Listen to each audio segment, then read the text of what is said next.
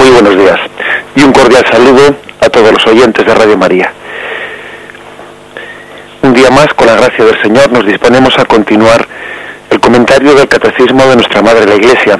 Lo hacemos dentro del artículo del credo, creo en la Santa Iglesia Católica, y lo hacemos hoy en concreto en los puntos 763 al 766, que tienen como título La Iglesia instituida por Cristo. Vamos a leer el primero de los puntos y pasamos al comentario. Corresponde al Hijo realizar el plan de salvación de su Padre en la plenitud de los tiempos. Ese es el motivo de su misión. El Señor Jesús comenzó su Iglesia con el anuncio de la buena noticia, es decir, de la llegada del reino de Dios, prometido desde hacía siglos en las Escrituras. Para cumplir la voluntad del Padre, Cristo inauguró el reino de los cielos en la tierra. La Iglesia es el reino de Cristo, presente ya en misterio. Por lo tanto, a la hora de describir, ¿no?, pues cuál es la relación entre Cristo y su Iglesia, recordemos que ayer habíamos hablado de cómo la Iglesia pertenece al designio de Dios Padre, de cómo la Santísima Trinidad, cuando había creado al mundo, pues lo creó incluso con la vocación de llegar a estar en comunión en Iglesia con Dios, que la Iglesia no es algo ajeno a, sino que es el fruto de la voluntad que tuvo la Santísima Trinidad de crearnos a su imagen y semejanza, porque como Dios, Padre, Hijo y Espíritu Santo son comunión, también ellos nos han querido crear en comunión entre nosotros. La Iglesia es la expresión de la comunión que hay en la Santísima Trinidad. Bien, eso lo decíamos ayer, y ahora ya el Catecismo pasa a una mayor concreción, a hablar de cuál es la relación entre Cristo y la Iglesia. Y lo primero que nos dice es que el Señor Jesús vino a nosotros para llevar adelante un plan de salvación, y que ese plan de salvación, la que fue la misión que el Padre le había dado al Hijo, la misión recibida del Padre, pues fue la de predicar la llegada del reino de Dios. Cristo inauguró el reino de Dios en la tierra. Y aquí se plantea una cuestión que es importante, porque es lo mismo reino de Dios que Iglesia, y hoy en día, pues por desgracia, pues con frecuencia se escuchan algunas explicaciones que yo creo que pueden llegar a confundir y pueden llevarnos a amar menos a la Iglesia, o a verla con cierta distancia, o como si la Iglesia fuese pues otra cosa distinta de la que predicó Jesús. Incluso, por desgracia, ha habido pues teólogos y otros autores, ¿no?, pues bastante, digamos, alejados de la comunión con el magisterio de la Iglesia, que tienen hacia el magisterio de la Iglesia pues una visión crítica, etcétera, que han llegado a hacer afirmaciones más o menos como las siguientes, ¿no?, diciendo, bueno, Cristo predicó el reino de Dios, y luego vinieron otros y fundaron la Iglesia.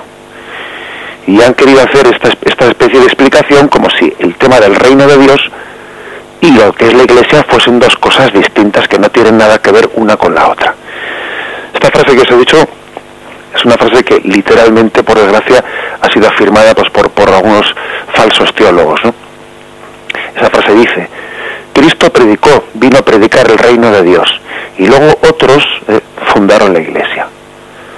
Bueno, lógicamente, pues es una, como os podéis imaginar, ¿no?, el sentido católico nos dice que esa frase pues es una desviación grave, ¿no?, de los evangelios, pero vamos a intentar un poco explicar por qué esa frase, conforme a este punto del catecismo, ¿no?, pues es falsa. Porque el reino de Dios, como dice aquí, la Iglesia es el reino de Cristo, presente ya en misterio. Es por lo tanto exactamente lo mismo reino de Dios e Iglesia. Bien, podemos decir sí y no, sí y no. En un cierto sentido podríamos decir que no se coincidan al 100%, porque el reino de Dios se extiende más allá de lo que las fronteras visibles de la Iglesia pues marcan, ¿no? Cuando digo fronteras visibles, digo pues lo que es la Iglesia en su visibilidad, la Iglesia visible. El reino de Dios actúa más allá también de esas fronteras visibles de la Iglesia. El reino de Dios no está presente únicamente los que están inscritos en los libros parroquiales, donde están las actas de bautismo. No, también el reino de Dios está trabajando en muchos corazones de personas que, aunque inculpablemente por su parte no han sido bautizadas, pues porque no han conocido el tesoro de la Iglesia Católica, sin embargo el reino de Dios también trabaja en esos corazones. Luego, en este sentido de la Iglesia visible, cabe decir que el reino de Dios es más amplio que las fronteras visibles de la Iglesia. El reino de Dios se realiza plenamente dentro de la Iglesia, pero tiene también su acción, extiende su influjo más allá de esa estructura visible de la Iglesia.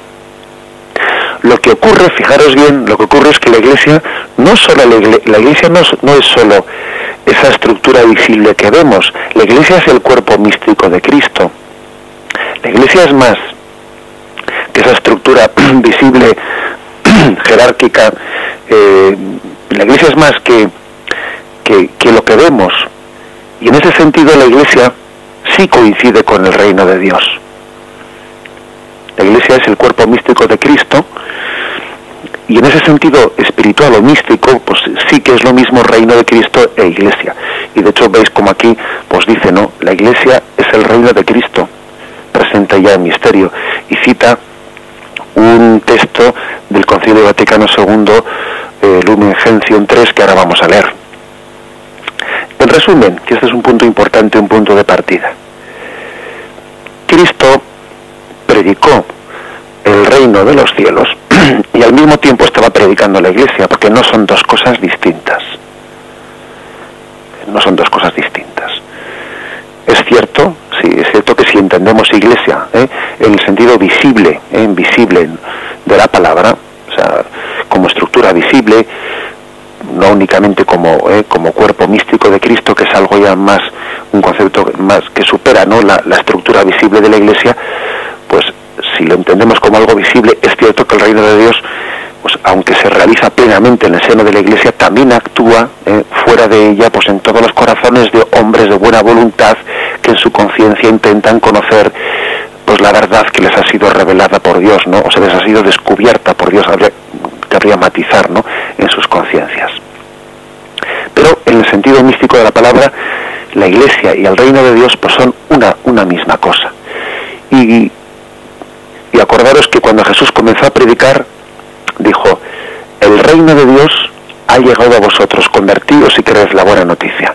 La llegada de Cristo coincide con la inauguración del reino de Dios entre nosotros.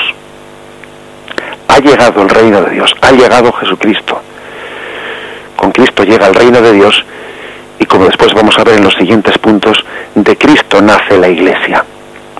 La Iglesia no es otra cosa que la extensión de la obra de Cristo entre nosotros, que la prolongación de la obra de Cristo entre nosotros. Por eso, este punto del Catecismo dice: la Iglesia es el reino de Cristo, presente ya en misterio. El texto que citan del Concilio Vaticano II dice así, el Lumen Gentium, que es la Constitución sobre la Iglesia, el número 3 dice: vino pues el Hijo enviado por el Padre, que nos eligió en Él, o sea, el Padre nos eligió en Cristo, antes de la creación del mundo, y nos predestinó a la adopción de hijos. Cristo, pues, en cumplimiento de la voluntad del Padre, inauguró en la tierra el reino de los cielos. Nos reveló su misterio y efectuó la redención con su obediencia. La Iglesia o reino de Cristo, es decir, como si fuesen sinónimos, la Iglesia o reino de Cristo, presente ya en el misterio, crece visiblemente en el mundo por el poder de Dios. Comienzo y expansión manifestada de nuevo tanto por la sangre y el agua que emanan del costado abierto del crucificado. Bien, tendremos ocasión de explicar esta imagen mística de la Iglesia como emanada del costado abierto de Cristo. Ahora, lo que nos ha interesado, ¿no?, en este primer punto del catecismo es ver qué relación existe entre Iglesia y reino de Dios o reino de Cristo. Y hemos visto que en el sentido místico de la palabra coinciden plenamente, y la Iglesia es el reino de Cristo. Ahora bien, pues que el reino de Dios, el reino de Cristo, pues supera, actúa más allá de esas fronteras visibles de lo que es la Iglesia, porque es que la Iglesia es más que sus fronteras visibles. La Iglesia es el cuerpo místico de Cristo. Por eso, y lo explicaremos también más adelante, por eso podemos llegar a decir esa expresión: fuera de la Iglesia no hay salvación, que es una expresión tradicional de algunos santos padres de la Iglesia, y que a algunos les escandaliza porque piensan que estamos diciendo que el que no esté bautizado en la Iglesia católica se condenará. No queremos decir eso. Cuando la Iglesia dice, cuando los santos padres no han dicho fuera de la Iglesia no hay salvación, entienden que la Iglesia es más que sus fronteras visibles. La Iglesia es el cuerpo místico de Cristo y alcanza también bajo sus alas, aunque sea de una manera casi inconsciente, alcanza a muchas personas de buena voluntad que forman parte de ese cuerpo místico de Cristo, porque es el reino de Dios, el reino de Cristo, que actúa más allá de las fronteras visibles de la Iglesia, porque coincide con el cuerpo místico de Cristo. Vamos a reflexionar brevemente sobre ello y continuamos. Dice así el punto 764. El reino se manifiesta a los hombres en las palabras, en las obras y en la presencia de Cristo. Fijaros que ha distinguido: el reino de Dios se manifestó en las palabras, en las obras, pero sobre todo en la presencia de Cristo. Con él llegó el reino de Dios. El reino de Dios ha llegado a vosotros en Jesús. Acoger la palabra de Jesús es acoger el reino. El germen y el comienzo del reino son el pequeño rebaño. Aquí cita Lucas 12:32, que dice ese texto: no temas, pequeño rebaño, porque a vuestro Padre le ha parecido bien daros a vosotros el reino. Dios Padre ha querido a ese pequeño rebaño que estaba convocando a Jesucristo, ha querido darles a ellos el reino. Fijaros qué impresionante es, ¿no? Pues la identificación del reino de Dios con ese pequeño grupo de apóstoles que se estaban reuniendo en torno a Jesús. El Padre ha querido daros a vosotros el reino. No temas. Y dice no temas porque es que es grandioso lo que les está diciendo. Es como para echarse a temblar, que el reino de Dios se lo haya dado a ese pequeño rebaño. Por tanto, el germen de ese reino está en ese pequeño rebaño, de los que Jesús ha venido a convocar en torno suyo y de los que él mismo es pastor. Aquí se citan unos textos en los que se habla pues de Jesús como pastor de ese reino. Mateo 10:16 dice: mirad que yo os envío como ovejas en medio de lobos. Sed pues prudentes como las serpientes y sencillos como palomas. Mateo 26:31. Entonces les dice Jesús: todos vosotros vais a escandalizaros de mí esta noche, porque está escrito: heriré al pastor y se dispersarán las ovejas del rebaño. Ese ser pastor está identificado de alguna forma con un reino de Dios convocado en torno a un pastor. Por eso dice pequeño rebaño. No temas, pequeño rebaño, el Padre te ha encomendado este reino. Es un pequeño rebaño en torno a un pastor que pastorea ese reino de Dios. Dice que constituye ese pequeño rebaño, ese reino de Dios en germen, que está en ese grupo de apóstoles que Jesús está reuniendo, constituyen la verdadera familia de Jesús. Y aquí se cita ese texto de Mateo 12:49, 47-49, que dice: alguien le dijo: oye, ahí fuera están tu madre y tus hermanos que desean hablarte. Pero él respondió al que se lo decía: ¿quién es mi madre y quiénes son mis hermanos? Y extendiendo su mano hacia sus discípulos dijo: estos son mi madre y mis hermanos, pues todo el que cumple la voluntad de mi Padre, ese es mi hermano, mi hermana y mi madre. Es decir que la verdadera familia de Jesús estaba en ese pequeño rebaño que era el reino de Dios, en germen, allí presente. A los que reunió así en torno suyo, les enseñó no solo una manera de obrar, sino también una oración propia. Les enseñó a orar y a relacionarse con Dios, no pues con un estilo propio, que es pues a llamarle Padre y a relacionarse con Él de esa forma. Es decir, lo que en este punto, en el punto 764, se quiere decir es que Jesús tomó como tarea suya la de convocar ese germen, ese pequeño rebaño del reino de Dios.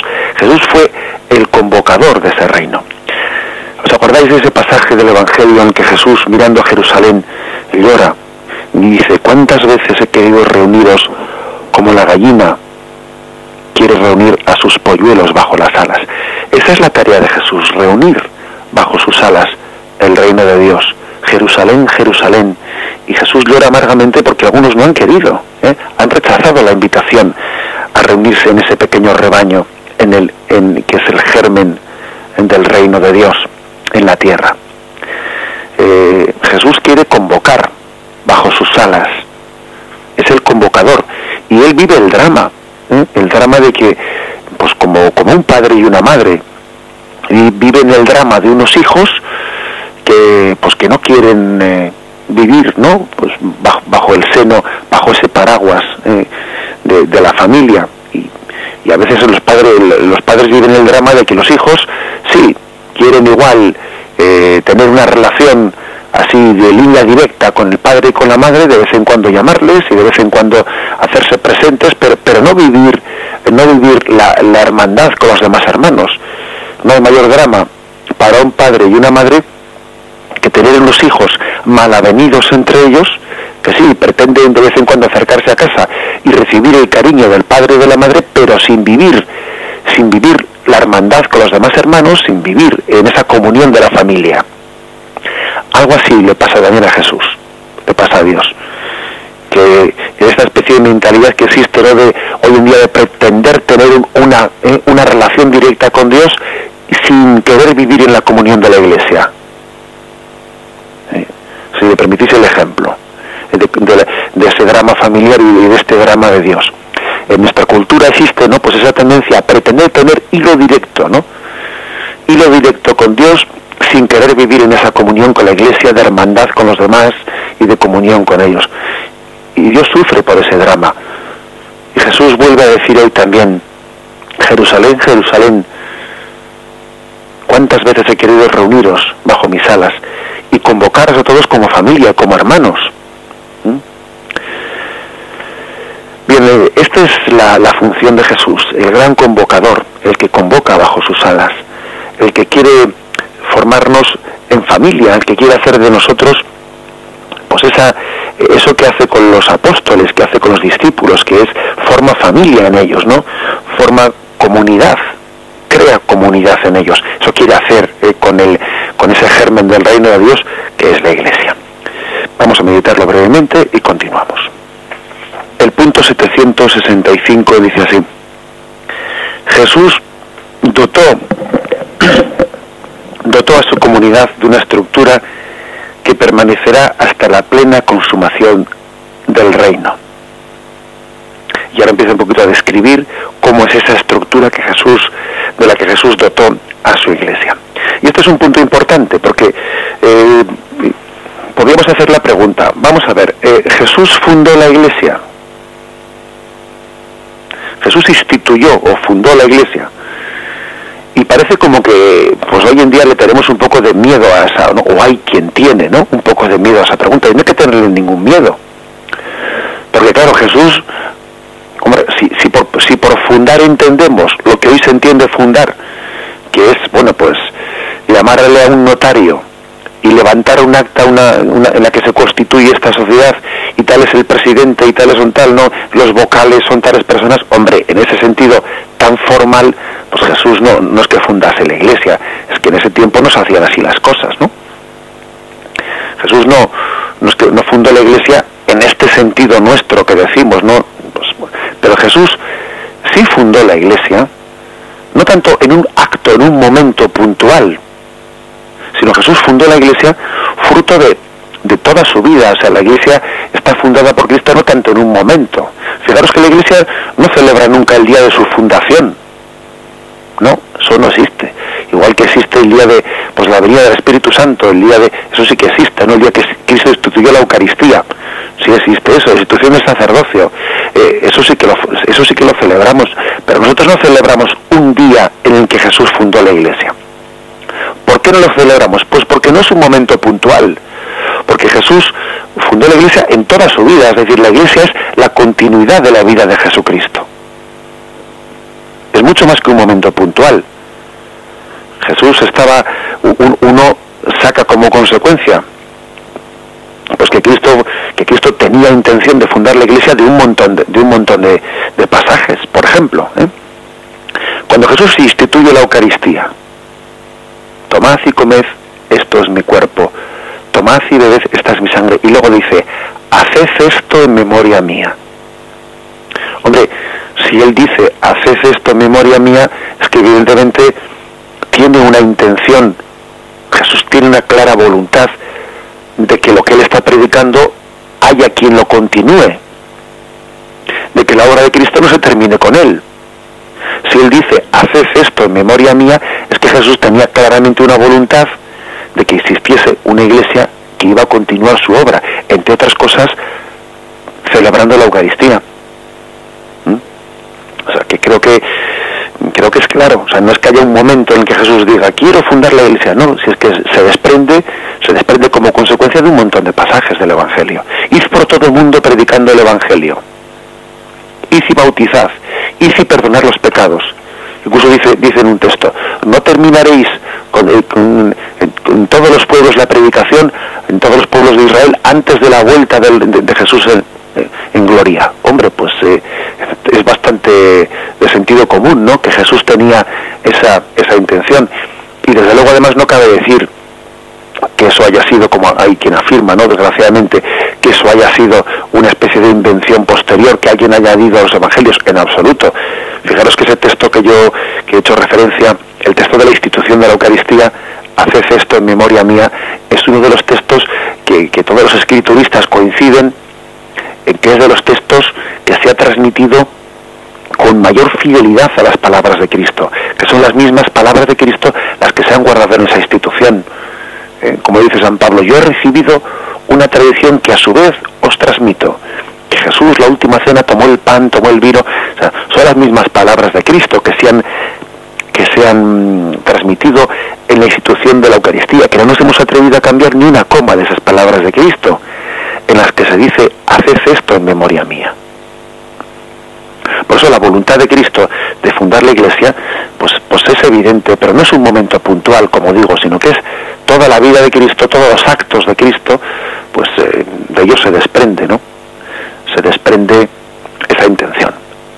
Y el catecismo cita unos cuantos textos, ¿no?, en los cuales uno ve claramente pues cómo el Señor estaba dotando a la Iglesia de esa estructura visible, necesaria también para llevar adelante el reino de Dios en la Iglesia. Dice: ante todo está la elección de los 12 con Pedro como su cabeza. Marcos 3, 14, 15. Instituyó 12 para que estuvieran con él y para enviarlos a predicar, con poder de expulsar los demonios. Instituyó a los 12 y puso a Simón el nombre de Pedro. Bueno, pues no es casual, evidentemente, el hecho de que Jesús eligiese 12 apóstoles. Con ello estaba queriendo pues empalmar, de alguna manera continuar pues la imagen del pueblo de Dios en Israel, que tenía 12 tribus. Sin duda alguna, pues los 12 apóstoles no es una elección casual. El hecho de que elija a Simón Pedro también como cabeza de ese colegio apostólico, algo quiere decir. Pues quiere decir que Jesús era consciente de que cuando él desapareciese, alguien tenía que hacer de cabeza. Si Jesús no hubiese querido pues que el colegio apostólico hubiese tenido una prolongación después de su muerte, resurrección y ascensión a los cielos, hombre, no hubiese hecho falta elegir ninguna cabeza entre ellos, y hacía Jesús de cabeza.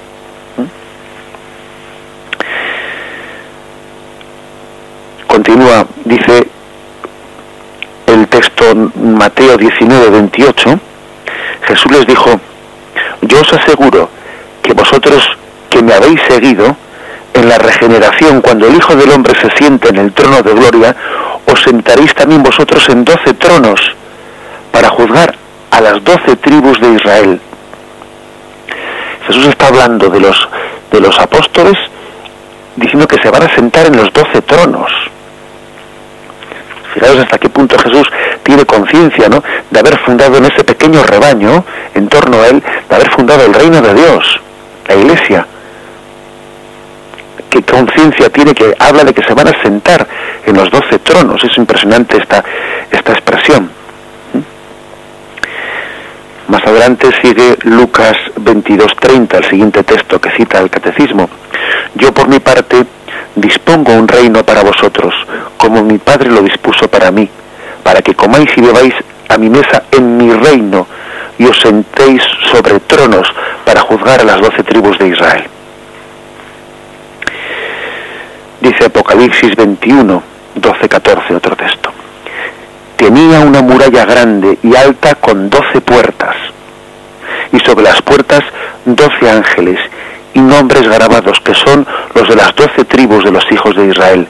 Al oriente 3 puertas, al norte 3 puertas, al mediodía 3 puertas, al occidente 3 puertas. La muralla de la ciudad se asienta sobre 12 piedras, que llevan los nombres de los 12 apóstoles del Cordero. Lo que quiere decir que Jesús describe su iglesia no solo como una imagen para esta tierra, sino también como una imagen del cielo. La iglesia de Cristo, tendrá su consumación en el cielo. No será algo que termine con esta vida. La iglesia está prolongada en la Jerusalén celestial, en la Jerusalén del cielo. La iglesia triunfante, decimos, ¿no?, que existe la iglesia purgante, la iglesia... Fijaros que no dice solamente que existen las almas purgantes, sino la iglesia purgante. No solo existen las almas de los salvados en el cielo, sino la iglesia triunfante. Es decir, el misterio de la iglesia se prolonga más allá de esta vida, porque es comunión entre nosotros. O sea, que la iglesia no es una institución pasajera, únicamente para esta vida. No se habla solo de las almas purgantes, de la iglesia purgante, o de la iglesia triunfante, la Jerusalén celestial. El número 12 no solo es atribuido a una imagen anterior del Antiguo Testamento de las 12 tribus, sino que el número 12 se vuelve a utilizar para hablar de las 12 puertas de la Jerusalén celestial en el cielo. Qué conciencia tan grande, ¿no? Qué trascendencia tan grande tenía aquel pequeño grupito, aquel pequeño rebaño de 12 apóstoles que tenía Jesús en torno a él. Bien, dice también Marcos 6:7, y llama a los 12, y comenzó a enviarlos de 2 en 2, dándoles poder sobre los espíritus inmundos. Lucas 10:1-2. Después de esto, designó el Señor a otros 72, y los envió de 2 en 2 delante de sí, a todas las ciudades donde él había de ir, y les dijo: la mies es mucha, y los obreros pocos. Rogad pues al Señor de la mies que envíe obreros a su mies. Es decir, que Jesús le fue dando cuerpo, le fue dando estructura a esa iglesia que le estaba formando. Y tenía un grupo más íntimo, de 12 apóstoles, y un grupo más amplio, que aquí habla de los 72 discípulos que Jesús envió. Luego él le iba dando forma.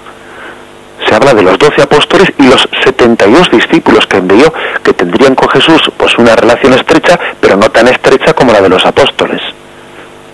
¿Acaso no es esto, no? ¿Acaso no manifiesta esto una clara intención de Jesús, no?, de ir formando esa iglesia?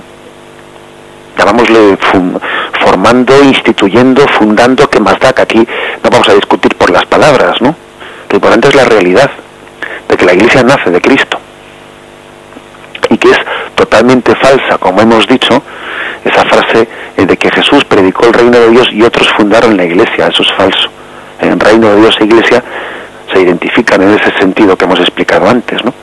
Y la iglesia es fruto de toda la vida y la obra y las palabras y la presencia de Cristo.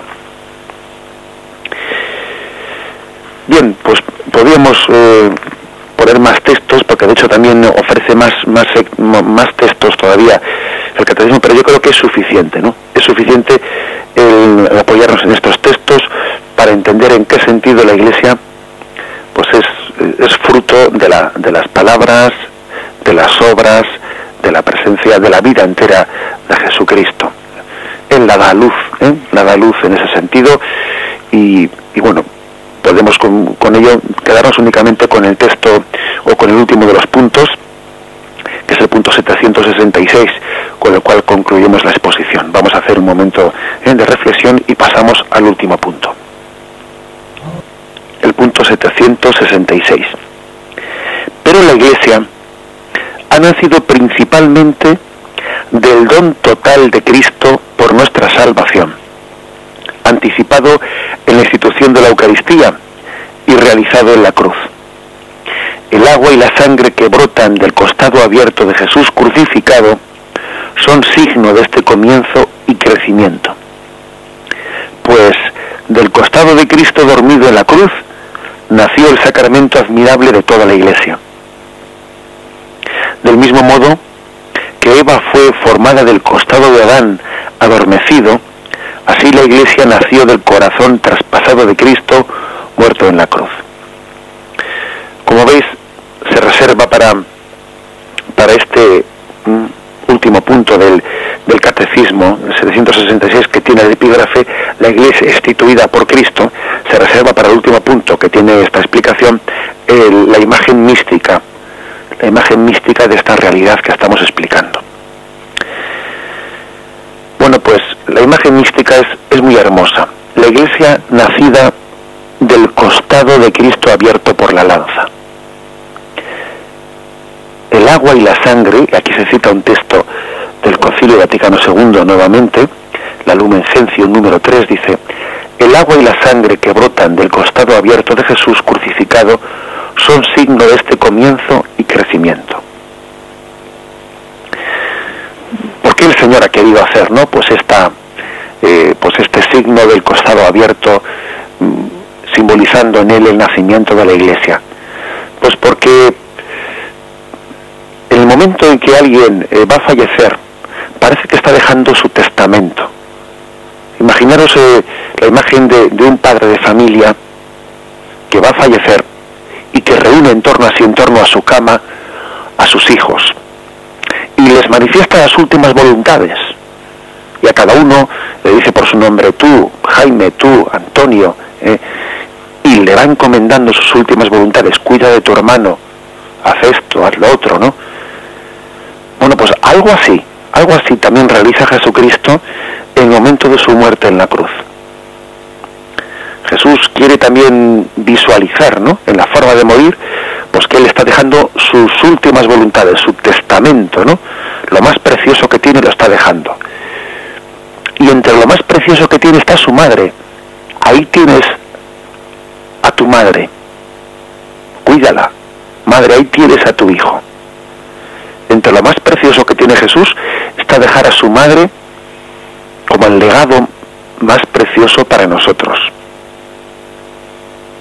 Y eso lo hace justo pues en ese momento de su muerte. Y otro legado precioso que nos deja Jesús es el de su Iglesia. ¿Sabéis que la Virgen es también imagen de la Iglesia? Bueno, pues de la misma forma que le deja la madre al discípulo y el discípulo se le encomienda a la madre, así también de su costado brota la Iglesia, prolongación de Jesús. Ese agua y esa sangre que brotan de Jesús son su prolongación, son como si fuesen el cuerpo místico que se extiende más allá del cuerpo físico de Jesús. Si habla del cuerpo, Iglesia, cuerpo místico de Cristo, ahí lo tenéis, en ese agua y esa sangre que brota del cuerpo ya inerme y muerto de Jesús. Ese es el cuerpo místico.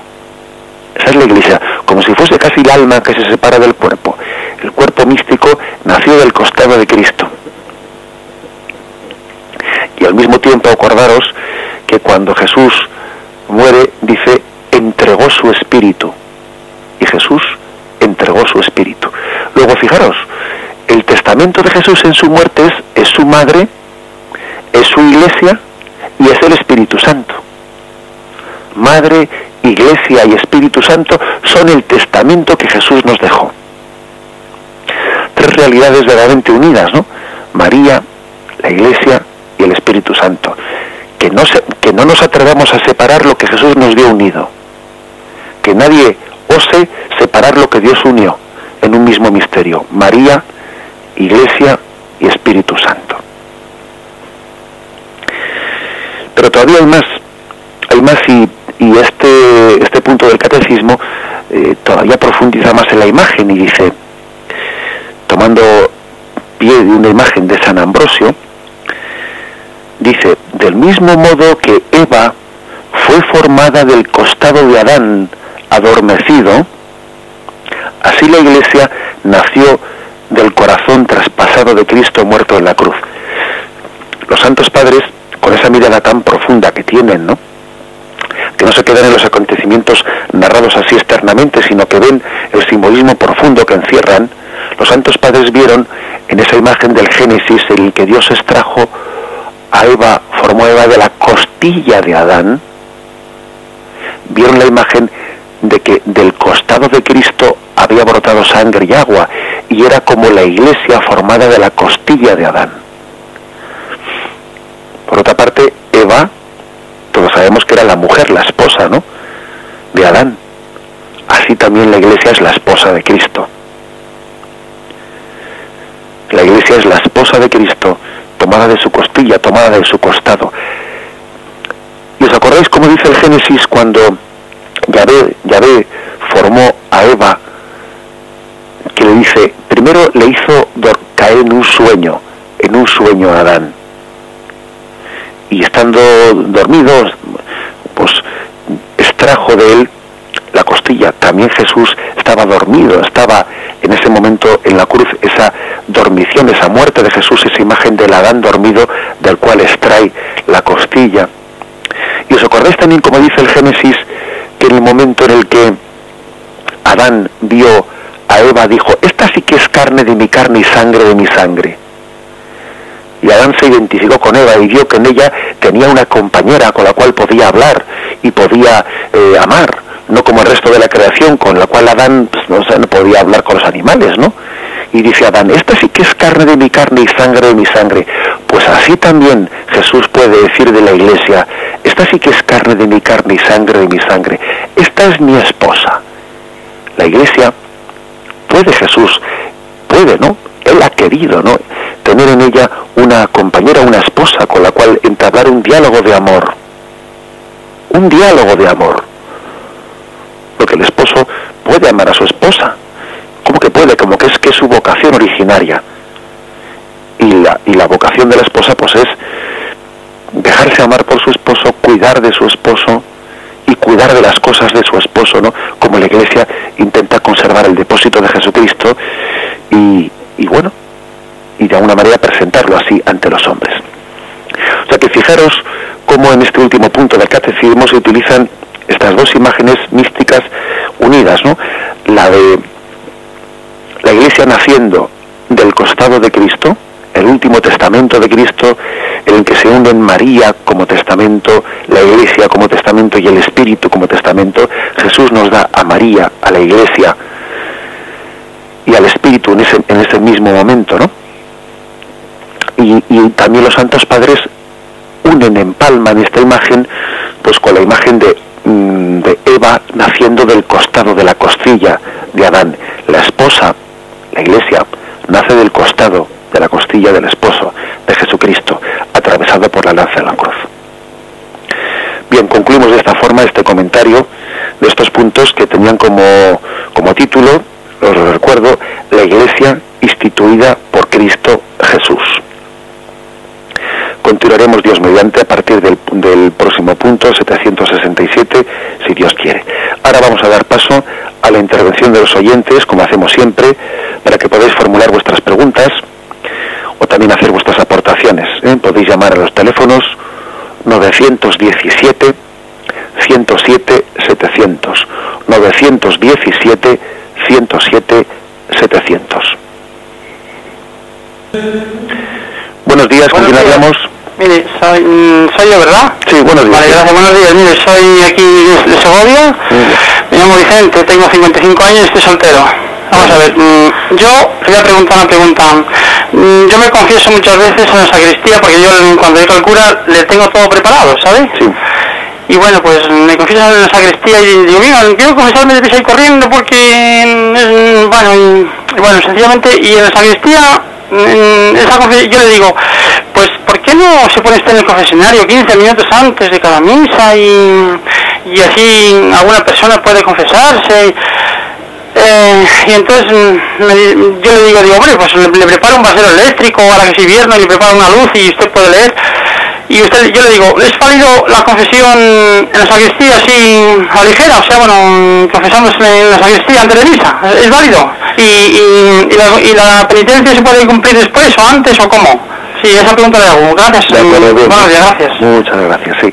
Hombre, pues evidentemente la confesión, el sacramento de la confesión no está ligado al necesariamente o esencialmente, ¿no? O sea, como una condición sine qua non, no está ligado al confesionario, aunque la sede penitencial, el confesionario, pues es el lugar más apropiado.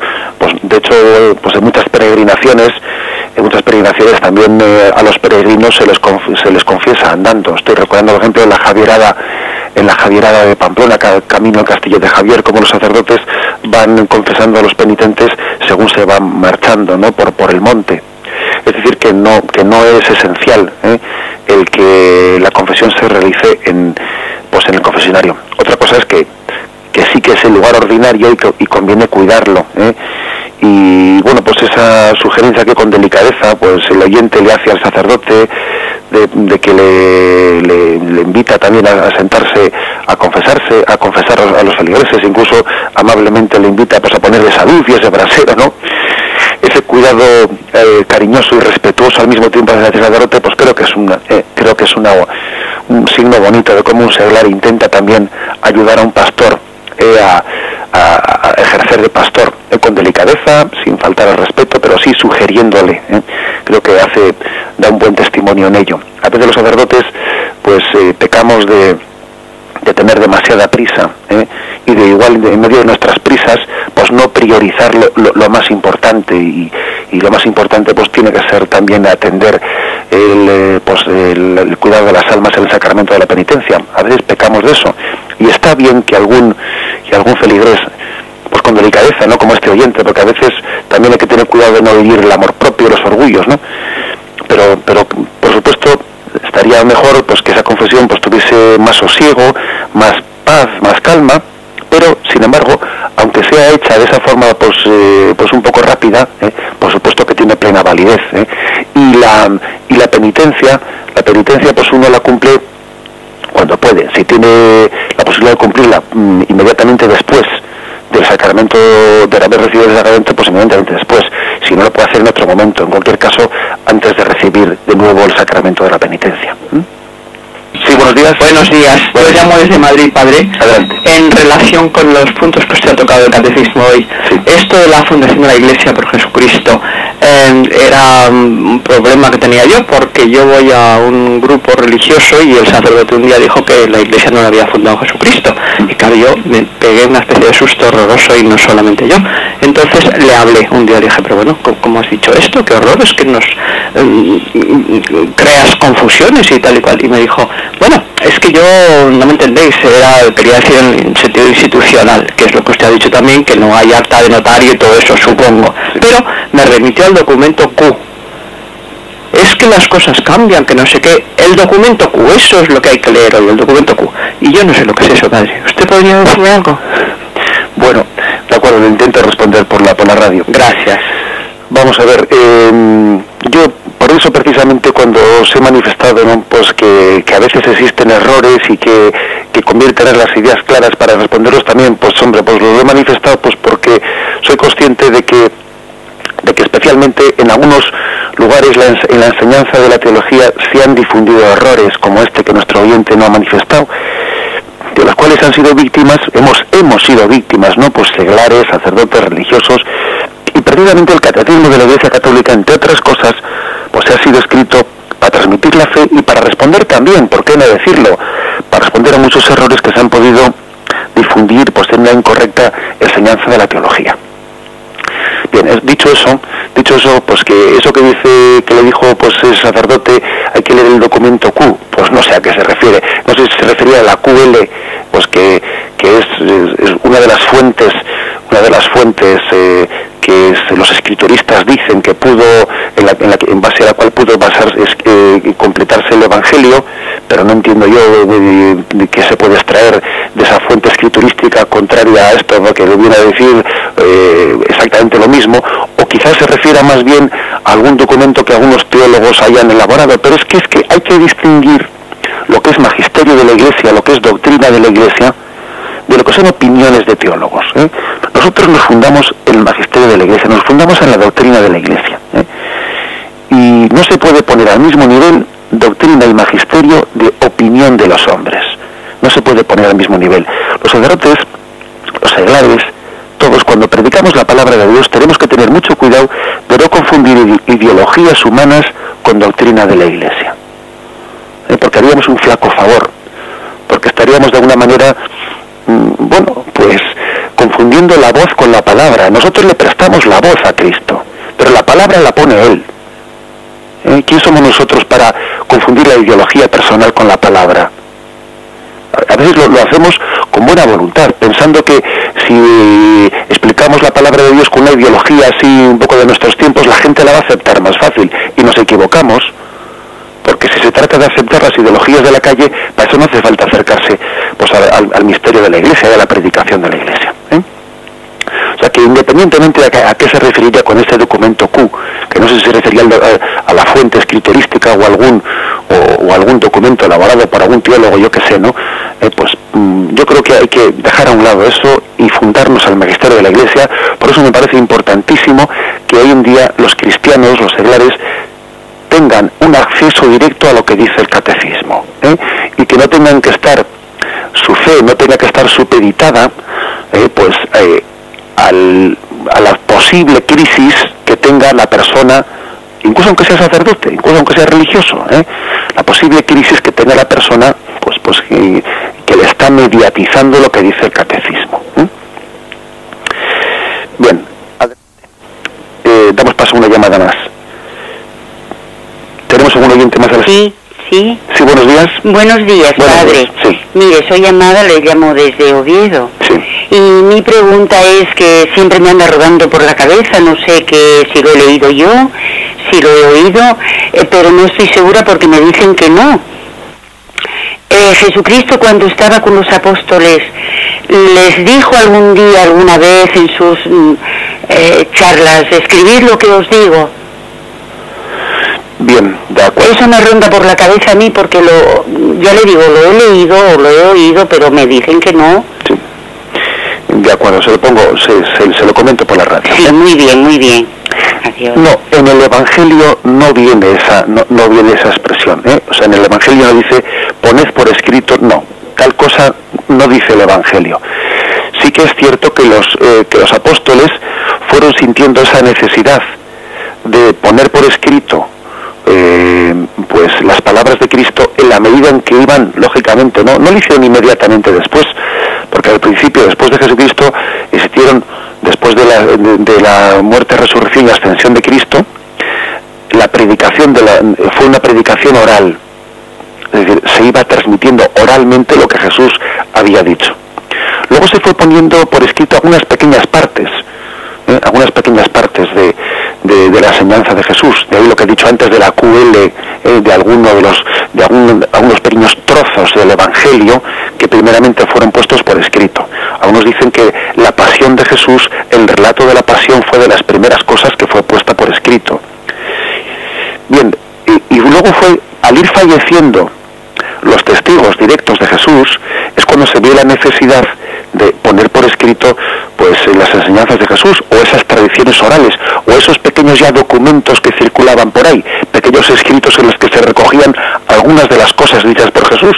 Se elaboraron los evangelios en base a la doctrina oral que se estaba transmitiendo, en base a esos escritos, esos escritos, que si de la pasión, que si de la QL, que si que estaban por ahí circulando, así se elaboran los evangelios, fruto de la necesidad pues de ir poniendo por escrito, puesto que los testigos directos de Jesús estaban falleciendo, pero no es que existiese no es que haya un pasaje del evangelio en que Jesús diga poned por escrito, no. Bien, tenemos el tiempo concluido y damos gracias al Señor por haber podido comentar pues así en profundidad el catecismo de nuestra Madre la Iglesia. Entonces, mediante, continuaremos mañana a partir del punto 767.